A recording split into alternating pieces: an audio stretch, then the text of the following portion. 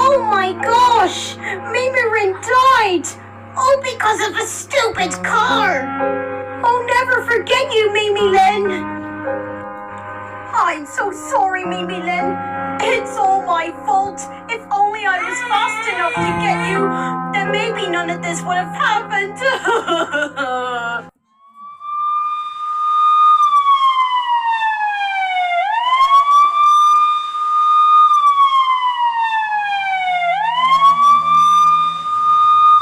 Oh, they're going to have to glue you back together in hell!